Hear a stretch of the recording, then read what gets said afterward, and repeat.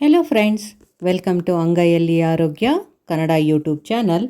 ಇವತ್ತು ನಾನು ನಿಮಗೆ ರುಚಿಯಾದ ಸೀಮೆ ಬದನೆಕಾಯಿ ಅಥವಾ ಚೌಚೌ ಬಜ್ಜಿ ಮಾಡೋದು ಹೇಳ್ಕೊಡ್ತಾ ಇದ್ದೀನಿ. ಸೀಮೆ ಬದನೆಕಾಯಿನ ಚೆನ್ನಾಗಿ ತೊಳ್ಕೊಂಡು ಅದರ ಸಿಪ್ಪೆನ ನೀಟಾಗಿ ಪೀಲ್ ಮಾಡಬೇಕು.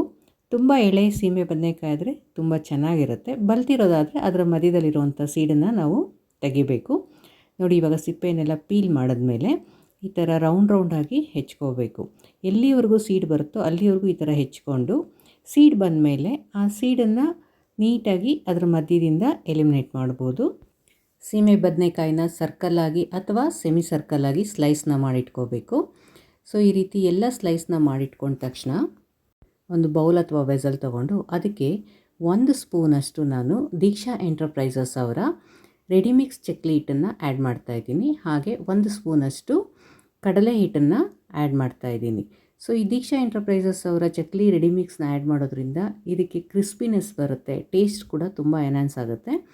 ಈಗ ರುಚಿಗೆ ತಕ್ಕಷ್ಟು ಉಪ್ಪನ್ನು ಆ್ಯಡ್ ಮಾಡಿ ಒಂದು 1/2 ಸ್ಪೂನಷ್ಟು ಅಜ್ವಾನ ಅಥವಾ ಓಂ ಕಾಳನ್ನು ಚೆನ್ನಾಗಿ ಕೈಯಲ್ಲಿ ಅದನ್ನು ರಬ್ ಮಾಡಿಬಿಟ್ಟು ಅದನ್ನ ಆ್ಯಡ್ ಮಾಡ್ತಾಯಿದ್ದೀನಿ.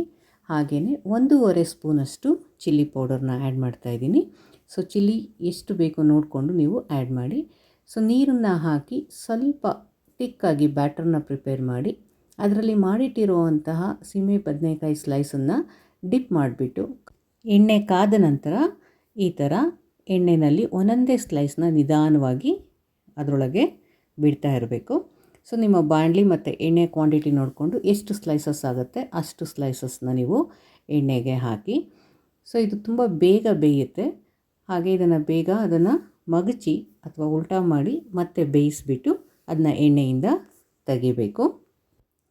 ಈ ಸೈಕ್ಲೋನ್ ಎಫೆಕ್ಟ್ಗೆ, ಚಳಿಗೆ ಬಿಸಿ ಬಿಸಿಯಾದ ಗರಿಯಾದ ಸೀಮೆ ಬದನೆಕಾಯಿಯ ಬಜ್ಜಿ ದೀಕ್ಷಾ ಎಂಟರ್ಪ್ರೈಸಸ್ನ ಚಕ್ಲಿ ರೆಡಿಮಿಕ್ಸೊಂದಿಗೆ ರೆಡಿಯಾಗಿದೆ.